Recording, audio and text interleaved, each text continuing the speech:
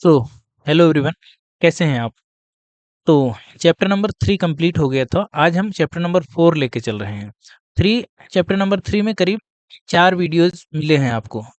Pair of linear equation in 2 variable में 4 video मिले हैं। तो चारों वीडियो आप क्रम से देखिए। 1, 2, 3, 4 ऐसे करके क्रम से उसमें नंबरिंग भी हुई है और हमने एक प्लेलिस्ट बना दी है। आप जैसे ही चैनल पर जाएँगे तो आपको प्लेलिस्ट मिल जाएगी। क्लास 10th की आगाज़ बैच के नाम से जो है प्लेलिस्ट है, आपको ऊपर ही दिख जाएगी। तो वहाँ से आप एक-एक करके सारे वीडियोज़ देख सकते हैं, चैप्टर वाइज़ वहाँ मिलेगा। चैप्टर नंबर 1, 2, 3, 4 से ऐसे ही सीरियल से हमने अरेंज कर दिया है वीडियो में। तो आज हम चैप्टर नंबर 4 यानी चैप्टर नंबर 4 शुरू कर रहे हैं। चैप्टर नंबर 4 क्या है? क्वाड्रेटिक इक्वेशंस है। तो ये अलजेब्रा का तीसरा चैप्टर है। अलजेब्रा के हमने बताए थे 4 चैप्टर हैं अलजेब्रा में, तो ये तीसरा चैप्टर है। इसके बाद अरिथमेटिक प्रोग्रेशन है, वो भी अलजेब्रा यानी बीजगणित का चैप्टर है। तो वो आखिरी होगा, देन उसके बाद हम ज्योमेट्री पर मूव करेंगे। तो आज हम ये चैप्टर जो है शुरुआत से जो है देखते चलेंगे। बेसिक पहले इंट्रोडक्शन थोड़ा-सा देखेंगे, फिर उसका स्टैंडर्ड फॉर्म क्या होता है क्वाड्रेटिक इक्वेशन का और कैसे उसको आइडेंटिफाई करते हैं, यानी हाउ टू आइडेंटिफाई, पहचानते कैसे हैं कि वो क्वाड्रेटिक इक्वेशन है या नहीं है, ये थोड़ा-सा देखेंगे। देन आज हम एक्सरसाइज 4.1 करेंगे। बस यही इतना करेंगे आज। इतना करने में थोड़ा-सा हमको काफ़ी समय भी लगेगा, तो एक-एक चीज़ डिटेल में हम समझते जाएँगे। तो आपसे दोबारा फिर से यही अपील है कि अगर आप पीछे की वीडियोज़ नहीं देखे हैं, पीछे के चैप्टर्स के, तो वो भी आप देखते चलिए धीरे-धीरे। इसको तो देखिए, लेकिन इसके बाद आप पीछे के वीडियोज़ भी देखते चलिए। तो चलिए शुरू करते हैं। देखिए, क्वाड्रेटिक इक्वेशन शुरू करने से पहले थोड़ा-सा अगर इसको इसका हिस्टोरिकल बैकग्राउंड अगर जानने की हम कोशिश करें, तो क्वाड्रेटिक इक्वेशन जो होती है, जैसे हमने चैप्टर सेकंड पढ़ा था, चैप्टर सेकंड में क्या पढ़ा था? पॉलिनोमियल पढ़ा था। पॉलिनोमियल का जो सेकंड डिग्री का पॉलिनोमियल हमने पढ़ा था, वही था हमारा सेकंड डिग्री का पॉलिनोमियल था, उसको क्या बोले थे? Quadratic polynomial. क्वाड्रेटिक पॉलिनोमियल, तो जो क्वाड्रेटिक पॉलिनोमियल होता था, उसी को हम ज़ीरो को इक्वेट कर देते थे। तो क्वाड्रेटिक पॉलिनोमियल हमने क्या लिखाया था? यही था ax square plus bx plus c। ये था क्वाड्रेटिक पॉलिनोमियल, जहाँ पे a नॉट इक्वल टू 0। अगर इसी क्वाड्रेटिक पॉलिनोमियल को इक्वेट टू 0 कर दें, यानी ax square plus bx plus c equal to 0 अगर कर दें, यहाँ पे a नॉट इक्वल टू 0 होना चाहिए। तो इसी को अब बोल देते हैं कि ये क्वाड्रेटिक इक्वेशन है। अब ये इक्वेशन बन गई। ये आप जानते हैं कि किसी भी पॉलिनोमियल को 0 को इक्वेट कर देते हैं, तब हमको इक्वेशन मिल जाती है। इतनी बात आपको समझ में आई? तो यही इसका एक तरह से स्टैंडर्ड फॉर्म भी बन जाता है। अगर किसी क्वाड्रेटिक इक्वेशन को अगर उसके वेरिएबल के पावर को अगर हम डिक्रीजिंग ऑर्डर में लिख दें या डिसेंडिंग ऑर्डर में लिख दें, तब जो हमको इक्वेशन मिलती है उसी को बोलते हैं standard form of quadratic equation. जैसे यहाँ पे x वेरिएबल था, तो x को हमने डिक्रीजिंग ऑर्डर में लिखा है, x की पावर को डिक्रीजिंग ऑर्डर में, जैसे पावर 2 यहाँ था, पावर n यहाँ, पावर 1 यहाँ है और यहाँ पावर 0 है, तो इसी को बोलते हैं स्टैंडर्ड फॉर्म एक तरह से। ठीक है, तो देखिए इसमें था क्या, अगर इसका हम थोड़ा-सा हिस्टोरिकल बैकग्राउंड समझने की कोशिश करें, हालाँकि हिस्टोरिकल बैकग्राउंड ये बहुत इम्पोर्टेंट नहीं है, बिना इसके भी आप सवाल लगा लेंगे, ये कहीं पेपर में पूछा नहीं जाएगा। लेकिन अगर आप इसको जानते रहेंगे तो थोड़ा-सा आपको दिलचस्पी रहेगी मैथ में, कि थोड़ा-सा आपको इंटरेस्ट इसमें डेवलप होगा। तो देखिए, माना ये जाता है कि जो लोग थे बेबीलोनिया के, यानी बेबीलोन जिसको हिंदी में बोलते हैं, तो जो बेबीलोनिया के लोग थे, सबसे पहले उन लोगों ने इसको सॉल्व करना जो है पहली बार इसको सॉल्व करना सीखा था। इसके सॉल्यूशन को, क्वाड्रेटिक इक्वेशन को सॉल्व करना माना जाता है कि बेबीलोनिया के लोग ही जो है उसको डेवलप किए थे। इसके बाद आए थे थोड़ा-सा ग्रीक, जो ग्रीक मैथमेटिशियन थे। ग्रीक मैथमेटिशियन में अगर हम नाम लें तो यूक्लिड।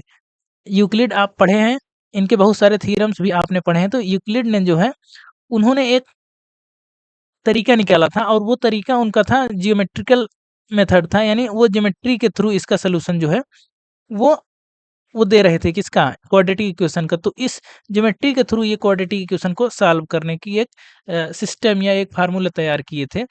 तो ये हो गया कि बेबीलोनिया वाले ने पहले सॉल्यूशन निकाला था उसका, फिर उसके बाद उसमें आए थे ग्रीक मैथमेटिशियन यूक्लिड, जिनका नाम इसमें प्रमुखता से लिया जाता है।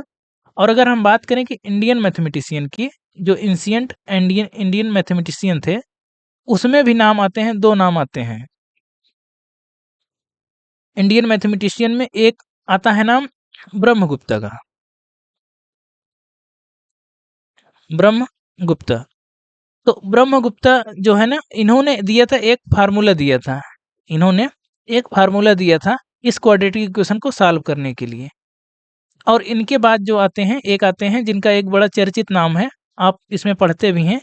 इनके बाद आते हैं श्रीधराचार्य।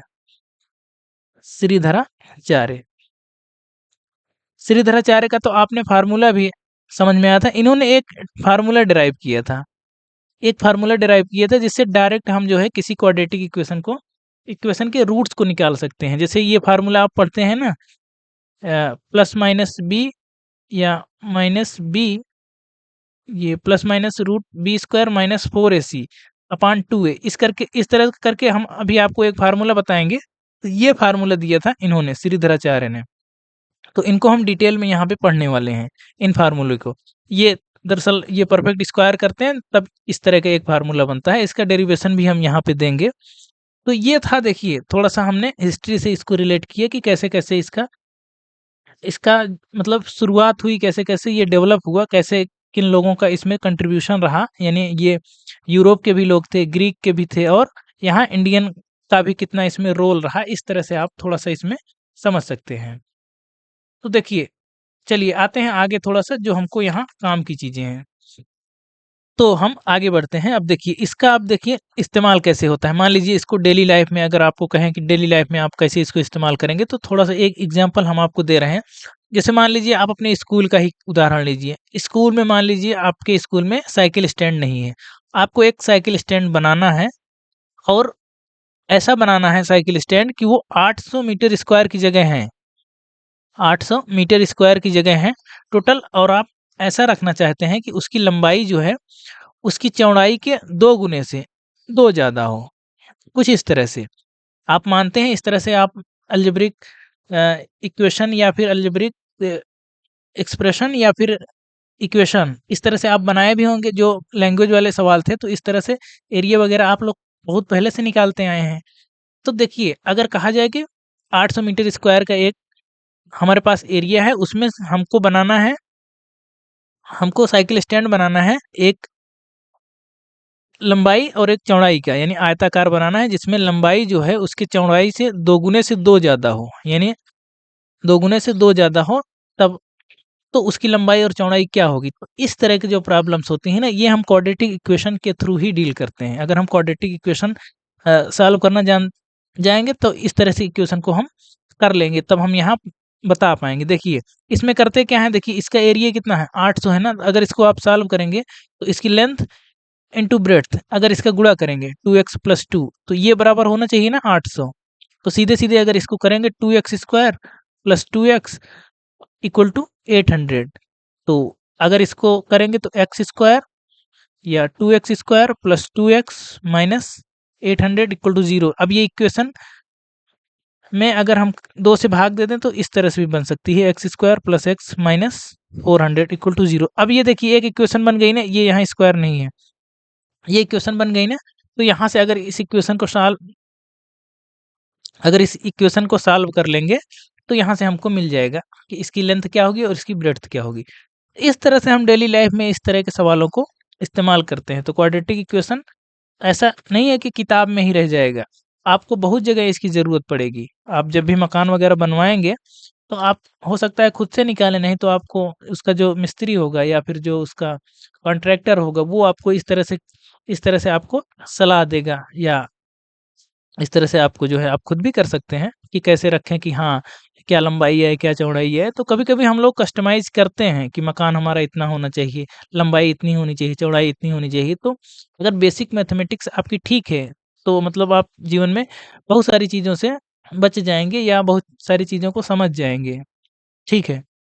तो बेसिकली अब इसमें देखिए पढ़ते क्या हैं हम लोग। Standard form of quadratic equation क्या होती है? अभी बता दिए थे, तुरंत फिर बता दे रहे हैं। जो स्टैंडर्ड फॉर्म होती है, तो कोई भी अगर क्वाड्रेटिक पॉलिनोमियल है, या जैसे ये है ax square plus bx plus c equal to 0, यहाँ पे a नॉट इक्वल टू 0, ये इसका स्टैंडर्ड फॉर्म है, ये इसका स्टैंडर्ड फॉर्म है। यहाँ a 0 नहीं होना चाहिए, क्योंकि अगर a 0 हो जाएगा तो ये बचेगा bx प्लस c, ये लीनियर बन जाएगा, लीनियर इक्वेशन बन जाएगी, ये क्वाड्रेटिक नहीं बन जाएगी, ये लीनियर है। ये सेकंड चैप्टर में हमने आपको पढ़ाया था, जब हम पॉलिनोमियल पढ़ा रहे तो लीनियर पॉलिनोमियल क्या होता है, क्वाड्रेटिक क्या होता है, क्यूबिक क्या होता है, सब कुछ पढ़ाया गया है। ठीक है, तो ये लीनियर रह जाएगा, इसीलिए a 0 यहाँ पे नहीं हो सकता है। तो स्टैंडर्ड फॉर्म इसकी यही होती है, a x square plus b x plus c, जहाँ पे ए बी सी क्या है, a b c belongs to real number, a b c real number है। और क्या इसको इस तरह से नहीं लिखा जा सकता, b x plus a x square plus c equal to 0, ऐसे भी लिखा जा सकता है, या इसको ऐसे भी लिखा जा सकता है, C plus a x square plus B, ऐसे भी लिखा जा सकता है, ये बी है। लेकिन लेकिन ये स्टैंडर्ड फॉर्म नहीं है, ये दोनों स्टैंडर्ड फॉर्म नहीं है। स्टैंडर्ड फॉर्म केवल वही है जो हम पहले लिखे हैं, ये स्टैंडर्ड नहीं है। स्टैंडर्ड फॉर्म ये है, स्टैंडर्ड फॉर्म का मतलब ये है कि वेरिएबल्स की पावर को डिसेंडिंग ऑर्डर में लिखा जाए, एक्स पावर 2 है, एक्स पावर 1 है, एक्स पावर 0 है, तो वेरिएबल्स की पावर को अगर हम डिसेंडिंग ऑर्डर में लिखेंगे तो जो इक्वेशन मिलेगी क्वाड्रेटिक की, उसको बोलेंगे हम स्टैंडर्ड फॉर्म है, क्वाड्रेटिक की स्टैंडर्ड फॉर्म है। तो आई थिंक यहाँ तक समझ में आ गया। अगर इस तरह से लिखा है, एग्जाम्पल अगर लें, यहाँ पे हम 2x plus 5 minus x square, अगर इसको कहें कि स्टैंडर्ड फॉर्म में रिड्यूस करिए या स्टैंडर्ड फॉर्म में चेंज करिए, तो आप इसको ऐसे लिखेंगे, minus x square plus 2x plus 5। अब ये स्टैंडर्ड फॉर्म में बन गई, अब इसको लिखेंगे, ये है स्टैंडर्ड फॉर्म। तो बात समझ में आई। अब इसको इसके कंपेयर कर सकते हैं ना, a x square plus b x plus c, इससे अब सीधे सीधे आप कंपेयर कर सकते हैं, तो ये बन गई क्या, standard form.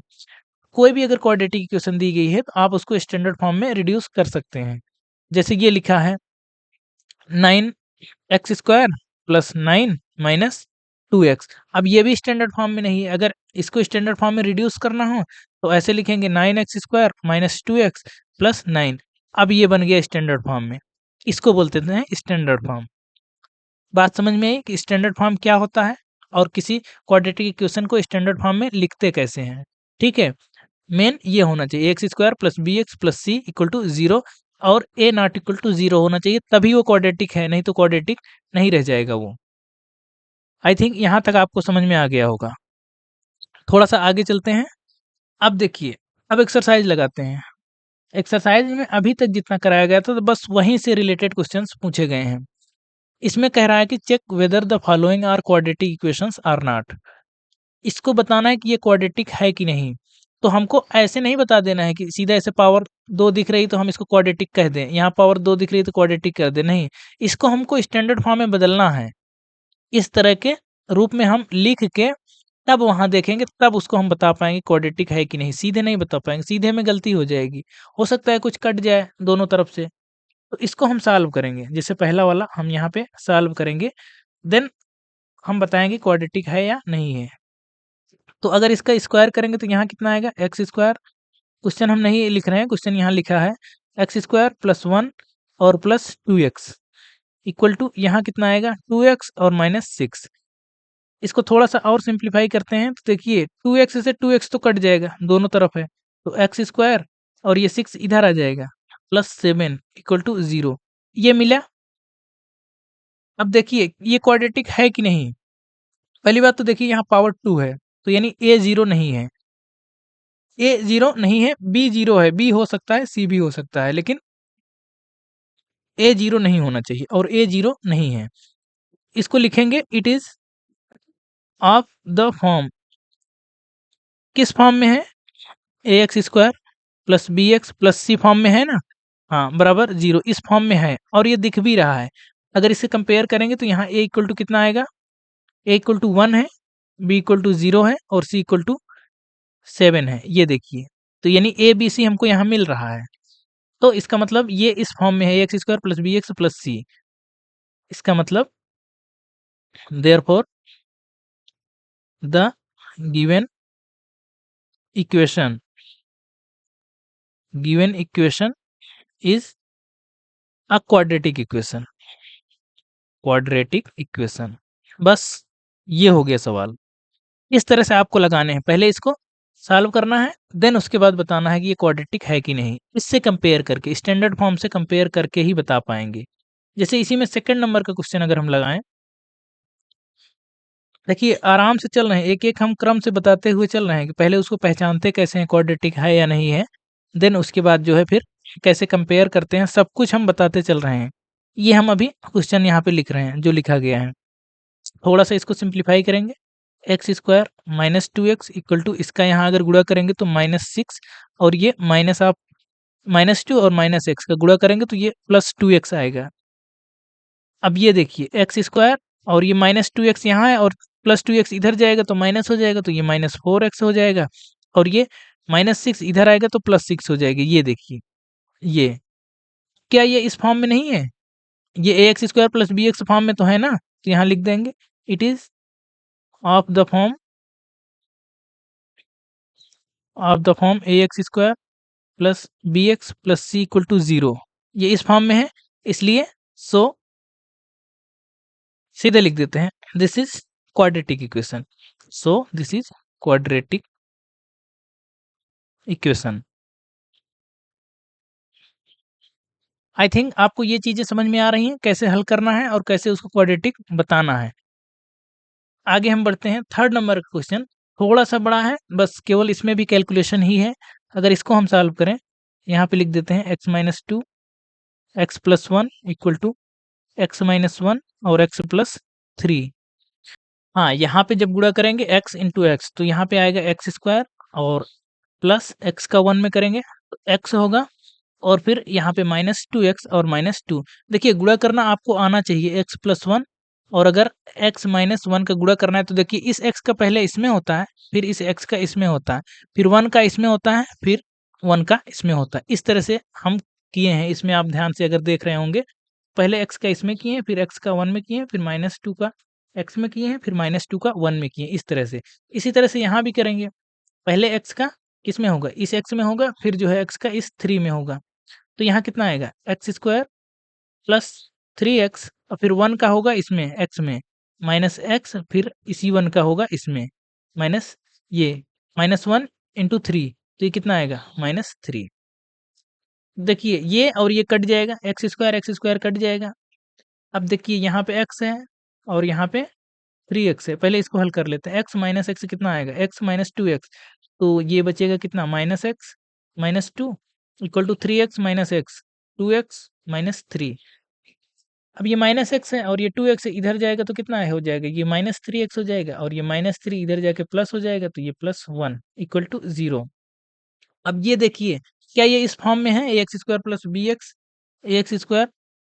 X plus c equal to 0 form में है? नहीं है, क्योंकि यहाँ एक्स स्क्वायर वाला कोफिशिएंट गायब है, वो 0 है एक तरह से, तो यानी एक्स स्क्वायर इसमें नहीं है। तो यहाँ लिखेंगे it is not of the form ax square plus b x plus c equal to 0। तो सीधे सीधे लिख देंगे so this is not quadratic, this is not quadratic equation. तो देख रहे हैं हमको हल करना पड़ेगा, नहीं तो ऐसे हम सीधे नहीं कह सकते हाँ एक्स एक्स यहाँ से एक्स स्क्वायर मिलेगा ही मिलेगा तो स्क्वायर वाला टर्म होगा, ऐसे नहीं कह सकते हैं, बीच में कुछ कट भी सकता है। तो हमको पूरा करके देखना है, इस फॉर्म में लाना है। अगर ला सकते हैं तभी कहेंगे कि वो क्वाड्रेटिक है, नहीं ला सकते हैं तो क्वाड्रेटिक नहीं बनेगा। इसी तरह से 4 नंबर का क्वेश्चन दिया है x माइनस 3 और 2x plus 1 equal to x x plus 5। Simple calculation करते जाएंगे इसमें भी, तो x का 2x में गुणा करेंगे तो 2x स्क्वायर और फिर प्लस x माइनस 6x और -3 equal to x square plus 5x। तो देखिए यहाँ 2x स्क्वायर और यहाँ x स्क्वायर, ये इधर जाएगा तो बचेगा x स्क्वायर, यहाँ x और ये -6x, x -6x अगर करेंगे तो ये -5x आएगा और -5x है और इधर +5x, ये भी इधर जाएगा तो -5x, तो सीधे हम लिख दे रहे हैं -10x। आप लोग एक स्टेप और बढ़ा लीजिएगा। अब देखिए यहाँ तक हो गया, ये -3 है तो सीधे सीधे -3 इक्वल टू 0। अब इधर कुछ नहीं बचा तो ये बचा। अब ये है ना, it is of the form, ऐसे लिख सकते हैं of the form ax² plus bx plus c equal to 0, ये इस फॉर्म में है, इसलिए यहाँ लिखेंगे so this is quadratic equation, this is quadratic equation. I think ये आपको समझ में आया होगा। 4 क्वेश्चन जो हमने लगाए हैं वो आपको बहुत अच्छे से समझ में आया होगा। 2 क्वेश्चन ये आपके लिए, इसको आप खुद से लगाएंगे, ये आपका होमवर्क है और करके कमेंट में बताएंगे सीधे कि ये बस इतना ही लिखना है, ये है या नहीं है, क्वाड्रेटिक है या नहीं है, बस इतना ही बताना है। तो चलिए थोड़ा सा आगे बढ़ते हैं। एक्सरसाइज 4.1 ही है। अब क्वेश्चन नंबर 2 पर हम चलते हैं। क्वेश्चन नंबर 2 पर चलते हैं और इसमें कह रहा है कि represent the following situations in the form of quadratic equation. कह रहा है कि इसमें जो लैंग्वेज के क्वेश्चन दिए गए हैं, इसको कह रहा है कि इस क्वेश्चन को क्वाड्रेटिक इक्वेशन में रिड्यूस करिए। इसका सॉल्यूशन की बात हम यहाँ नहीं करेंगे, सॉल्यूशन अगले एक्सरसाइज में करेंगे। सिर्फ इसमें इक्वेशन बनानी है, क्वाड्रेटिक इक्वेशन क्या आप बना पा रहे हैं कि नहीं बना पा रहे हैं, बस यही जानना चाहता है इसमें एक्सरसाइज के माध्यम से। तो ये जैसे अभी लगवाए थे सेम वैसे ही है, जो अभी हमने एग्जांपल दिया था रियल लाइफ का, सेम वैसे ही है। अगर हम क्वेश्चन पढ़ें, कह रहा है कि the area of a rectangular plot, कह रहा है कि कोई रेक्टेंगुलर प्लॉट है, ऐसे ऐसे बना लीजिए आप। उसका एरिया दिया है 528। ये सेम सवाल नहीं लग रहा है, वहां पे केवल 800 था बस। कह रहा है कि the length of the plot is 1 more than twice its breadth, we need to find the length and breadth of the plot. इसमें कुछ नहीं बदला है, सिर्फ थोड़ा सा एक डिजिट कहीं बदली है और बाकी कुछ नहीं बदला है।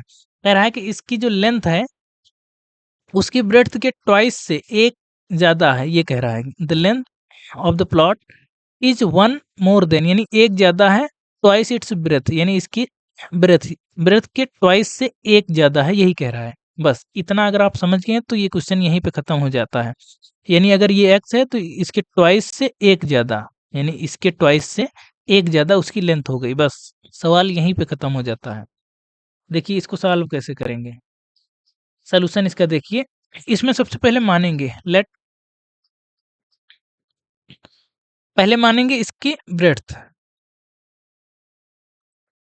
लेट ब्रेड्थ ऑफ रेक्टेंगल, सीधे सीधे हम रेक्टेंगल लिख रहे हैं, आप रेक्टेंगुलर एरिया लिख लीजिए, रेक्टेंगुलर प्लॉट लिख लीजिए। Let breadth of rectangle equal to x metre, metre में ही सब कुछ दिया है तो हम मीटर में मानेंगे। एंड तो यहाँ देन भी लिख सकते हैं, then length, length of rectangle.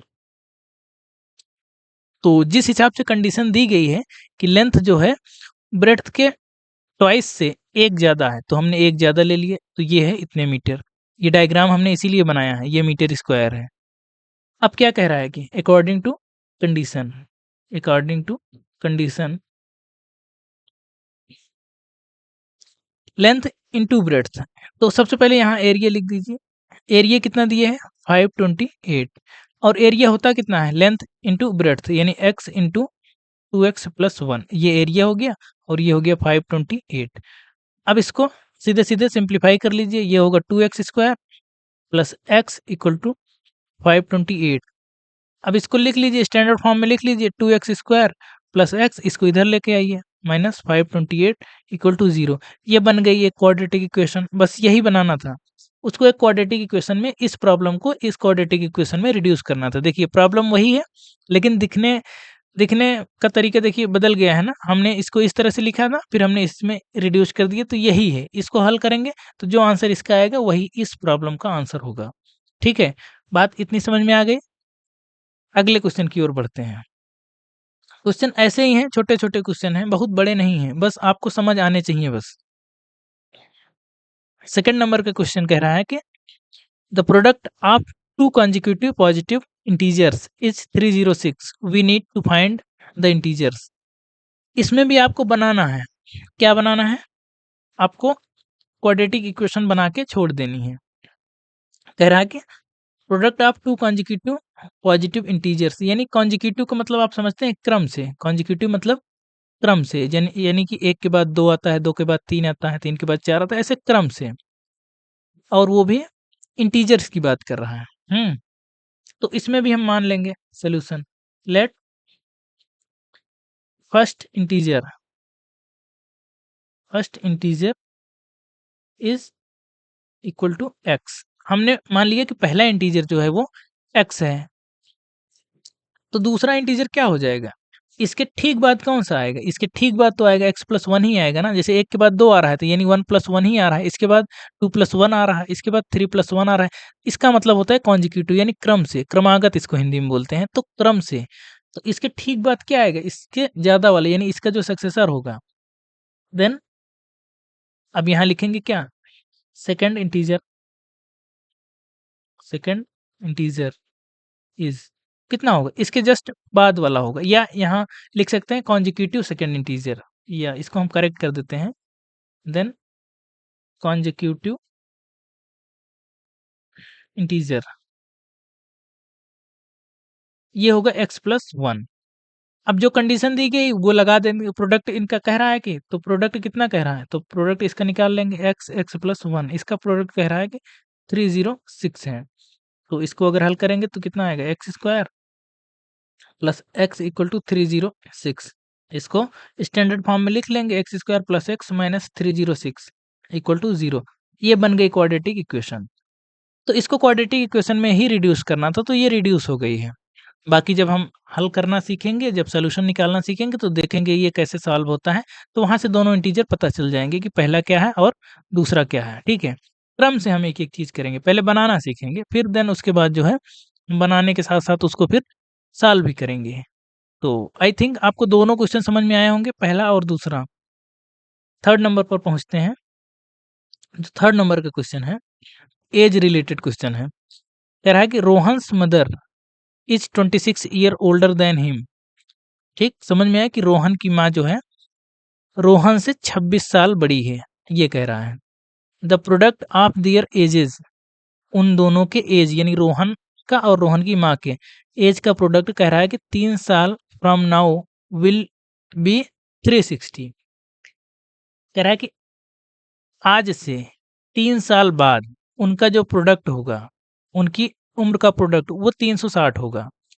बस we would like to find Rohan's present age, यानी हमको प्रेजेंट एज निकालना चाहते हैं, लेकिन क्वाड्रेटिक इक्वेशन उसके लिए पहले बनाना है। तो क्वाड्रेटिक इक्वेशन हम बनाएंगे। देखिए इसको कैसे करेंगे। लेट रोहन्स एज, पहले मान लेंगे कि रोहन की एज क्या है। रोहन्स एज, यहाँ हम प्रेजेंट एज मान रहे हैं, प्रेजेंट एज रोहन की मान रहे हैं, तो हम मान रहे हैं कि यहाँ एक्स है, एक्स ईयर्स, रोहन की उम्र है एक्स ईयर्स। और कह रहा है कि Rohan's mother is 26 year older than him. इसकी माँ इससे 26 साल ज़्यादा है, यानी अगर रोहन 10 साल का है और इसकी माँ इससे 26 साल ज़्यादा है, तो वो कितने की होगी? 36 की होगी। और अगर रोहन एक्स का है तो उसकी माँ अगर उसे 26 साल ज़्यादा है तो वो एक्स प्लस 26 की होगी। सेम कैलकुलेशन है, सिंपल गणित है, इसमें बहुत कुछ इसमें कठिन नहीं है। ठीक है, अगर आज कोई एक्स है तो 26 साल बाद क्या होगा? एक्स प्लस 26 ही होगा। किसी की उम्र एक्स है और कोई उसे 26 साल ज़्यादा है तो एक्स प्लस 26 वो होगा, बस इतना सा है। तो रोहन के माँ की आयु कितनी होगी? रोहन रोहन्स मदर एज वो कितनी हो जाएगी? उससे 26 साल ज़्यादा, तो एक्स प्लस 26 हो जाएगी, बस इतना है। ठीक है, अब जो कह रहा है कि कंडीशन लगा देंगे, अकॉर्डिंग टू कंडीशन। जो कंडीशन दिए गए वो हम लगाएंगे। दोनों का प्रोडक्ट की बात कह रहा है कि कब? आज से 3 साल बाद। अभी कंडीशन नहीं लगाएंगे, कंडीशन लगाने के लिए थोड़ा सा अभी वेट कर लेते हैं, थोड़ा सा इसको। और कंडीशन कह रहा है कि 3 साल फ्रॉम नाउ, अभी से 3 साल बाद। तो 3 साल बाद कितना होगा? इसको लिख सकते हैं,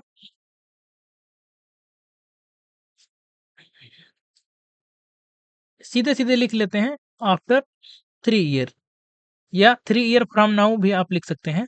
after 3 year, after 3 years, after 3 year जो रोहन की एज होगी वो कितना होगी? सीधे सीधे लिख रहे हैं, या यहाँ लिख देते हैं एज ऑफ रोहन। तो रोहन की एज कितना होगी 3 साल बाद? अगर पूछा जाए, अगर एक्स है आज तो 3 साल बाद कितना होगी? एक्स प्लस 3 ही होगी। ठीक है, इतना समझ में आया? कोई आज 1 साल का है तो 3 साल बाद कितना होगा? 1 + 3 का ही होगा। और पूछा जाए एज ऑफ मदर, मदर मतलब रोहन की माँ है ये, ठीक है?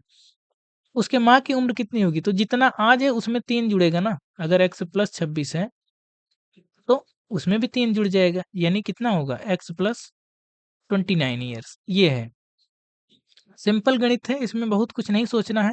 3 साल बाद 3 ऐड होगा बस, इससे ज़्यादा थोड़ी कुछ होगा। तो दोनों की उम्र आ गई, कब? 3 साल बाद। कंडीशन हमारी इस पे लगाना है, 3 साल बाद पे। अब यहाँ लगाएँगे अकॉर्डिंग टू कंडीशन। कंडीशन ये कह रहा है कि 3 साल बाद दोनों की उम्र का जो प्रोडक्ट होगा, यानी x + 3 रोहन का और रोहन की माँ का, और x + 29 ये मिलके हो रहा है 360, बस। अब इसको हल कर लेंगे, जो आएगा क्वाड्रेटिक इक्वेशन वही इस पूरे क्वेश्चन का एक तरह से रूपांतरण है, क्वेश्चन को क्वाड्रेटिक इक्वेशन में लिखा गया है। इसको अगर सिंप्लीफाई करेंगे, एक्स स्क्वायर प्लस ये हो गया 29x प्लस ये हो गया 3x प्लस 29 इंटू 3, 3 9 जा 27, 3 2 जा 6 और 2 8, ये हो गया इक्वल टू 360। बस इसको थोड़ा सा और सिंप्लीफाई कर लेंगे, तो एक्स स्क्वायर और 29 और 3 ये 32 आएगा, 32 और ये 87, 360 में 87 घटाएंगे तो कितना आएगा? 10 7 3 और ये 15 8 7, ये इतना आएगा 273, बस इक्वल टू 0। बस ये हो गया, क्वाड्रेटिक इक्वेशन बन गई, यही हमको बनाना था। क्वाड्रेटिक इक्वेशन अगर इसको सॉल्व कर लेंगे तो दोनों की उम्र का हमको पता चल जाएगा, ठीक-ठीक पता चल जाएगा कि हाँ, दोनों कितने साल के हैं। तो यहाँ तक आपको समझ में आया? क्वेश्चन नंबर 3 कैसे लगाएँगे? क्वेश्चन नंबर 4 कह रहा है A train travels a distance of 480 kilometre at a uniform speed. ठीक है, कह रहा है कि 480 किलोमीटर जा रही है और एक समान गति से जा रही है। If speed had been 8 kilometre per hour less, अब कह रहा है कि अगर अब स्पीड को 8 किलोमीटर पर आवर कम कर दिया जाए, then it would have taken 3 hour more cover the same distance. अब कह रहा है कि उसी डिस्टेंस को कवर करने के लिए अब 3 घंटे अतिरिक्त लगेंगे। जिस भी स्पीड से जा रही थी, तो किसी दूरी को कवर करने में जितने घंटे लग रहे थे, तो अगर उसकी स्पीड को 8 किलोमीटर पर आवर से कम कर दिया जाए, तो वही दूरी तय करने में अब उसको 3 घंटे अतिरिक्त लग रहे हैं। ये कह रहा है। We need to find the speed of the train. हमको ट्रेन की स्पीड निकालनी है। ठीक है, बस इसको करेंगे अब। तो ये क्वेश्चन हम लगाना शुरू करते हैं। देखिए इसका सॉल्यूशन कैसे होगा? तो सबसे पहले हम मान लेते हैं, let the speed of train, train ही है, हाँ, let the speed of train. इस ट्रेन की स्पीड हम मान लेते हैं x किलोमीटर पर आवर है, ठीक है। और डिस्टेंस दिया गया है क्या? गिवन डिस्टेंस कितना है? डिस्टेंस दिया है 480 kilometre, distance equal to 480 kilometre.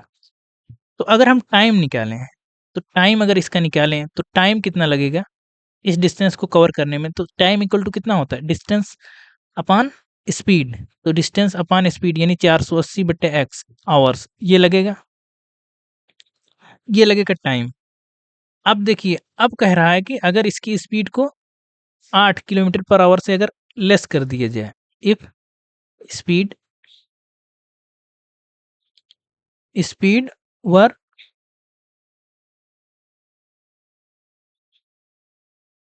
8 kilometre per hour less, अगर इसकी स्पीड को 8 किलोमीटर पर आवर लेस कर दिया जाए, तो इसको क्या लिख सकते हैं? तो स्पीड इसकी कितनी आएगी? स्पीड आएगी, पहले कितना था? -8, इतने किलोमीटर पर आवर। आप समझ रहे हैं? इतने किलोमीटर पर आवर आएगा। तो अब जो समय आएगा, अब अगर नया टाइम देखेंगे तो न्यू टाइम अगर इस हिसाब से निकालें, नया टाइम, तो टाइम तो वैसे ही निकलेगा ना, फार्मूला तो सेम ही रहेगा ना, क्या? Distance upon speed. अब की बार स्पीड कितनी है? x - 8 hours. अब इतना टाइम ले रहा है। यहाँ तक आपको समझ में आया कि नहीं है? कैसे हमने निकाला? सबसे पहले हमने देखिए इसकी स्पीड माना x किलोमीटर पर आवर, तो वहाँ से और डिस्टेंस दिया था तो हमने टाइम निकाल लिया। टाइम हमारा आया 480 अपॉन x आवर। अब दूसरा जो नई स्पीड दी गई थी, नई स्पीड कह रहा है कि पुरानी स्पीड से 8 किलोमीटर पर आवर कम है, तो हमने 8 किलोमीटर पर आवर कम कर दिया। अब जो नया टाइम हमने निकाला तो वो आया 480 अपान x माइनस 8, यहाँ से ये इतना आ गया। अब देखिए, अब इसमें करना क्या है, कह रहा है कि it would have taken 3 hour more, कह रहा है कि अब जब टाइम लग रहा है नए वाले में, यानी स्पीड जब कम हो रही है तो टाइम पहले के टाइम का जो है वो 3 घंटा अधिक लग रहा है। इसी को अगर हम इक्वेशन के फॉर्मेट में लिखें तो यहाँ ऐसे लिख सकते हैं, थोड़ा सा हम समझाने के लिए लिख रहे हैं। New time equal to old time plus 3, ये लग रहा है। इसको आप समझ सकते हैं कि नहीं, कि जो नया टाइम लग रहा है, यानी स्पीड रिड्यूस होने के बाद, तो जितना पुराना टाइम लग रहा था उससे 3 घंटे ज़्यादा लग रहे हैं। ये इसका मेन मोटो है। अब देखिए, इसी को अब हम थोड़ा-सा सही से लिखते हैं। तो अगर इसको कंडीशन में लिखें तो यहाँ लिखेंगे according according to the problem या अकॉर्डिंग टू द कंडीशन। तो हम पुराना समय लिखेंगे पहले। पुराना समय कितना था? 480 बटे x माइनस 8 इक्वल टू नया, यानी ये नया समय है, यानी घटने के बाद का है। अब जो पुराना आ रहा था उसमें 3 ज़्यादा, यानी उससे 3 ज़्यादा लग रहा है ना, जब रिड्यूस कर रहे हैं स्पीड तो 3 घंटे ज़्यादा लग रहा है, यानी 3 घंटे फिर इसमें हम जोड़ेंगे, इसमें 3 घंटे ज़्यादा लग रहा है। अब इसको सॉल्व कर लेंगे तो क्वाड्रेटिक इक्वेशन हमको मिल जाएगी। सॉल्व करने का तरीका ये है कि हम दोनों तरफ जो है, अगर हम इससे गुणा करते हैं, x माइनस 8 से दोनों तरफ गुणा कर दें, यहाँ लिख दें by multiplying x into x minus 8 on both side. दोनों तरफ अगर हम इससे गुणा करें तो x माइनस 8 से तो गुणा होगा, यहाँ कितना आएगा 480 इंटू एक्स इक्वल टू यहाँ कितना आएगा 480 into x minus 8 plus 3x into x minus 8, यहाँ तो दोनों से गुणा होगा। अब इसको अगर हल करेंगे तो जो आएगा आंसर वही क्वाड्रेटिक इक्वेशन बन जाएगी। तो 480x माइनस इसका अगर इसमें गुणा करेंगे तो ये आएगा, ये 0, 8 टाइम 64 4 और 8 चौक 32, नहीं 8 टाइम 64 के 4, हाँ 32 और 6 38, हाँ ठीक है 3840 ये आएगा। अब इसका करेंगे तो यहाँ आएगा 3x स्क्वायर माइनस 24x, ये आ गया। अब अगर इसको हल करेंगे तो ये 480 तो ये कैंसिल आउट हो जाएगा, ये कैंसिल आउट हो गया। अब इन्हीं से बनेगा क्वाड्रेटिक इक्वेशन। तो ये कितना बनेगा 3x स्क्वायर माइनस 24x और ये माइनस 3840 इक्वल टू 0, ये बन गया क्वाड्रेटिक इक्वेशन। बस यहीं तक हमको बनाना था। तो अगर इसको सॉल्व करना अब हम सीख जाएंगे धीरे धीरे, तब हम बता पाएंगे एक्चुअल स्पीड इसकी क्या होगी। जब इसको सॉल्व करेंगे तो इसकी actual speed 40 kilometre per our आएगी। एक्स का मान आएगा 40 किलोमीटर पर आवर। वो हम सीखेंगे आगे क्लासेस में, जब हम करेंगे तो हम सीखेंगे कि 40 कैसे आया है।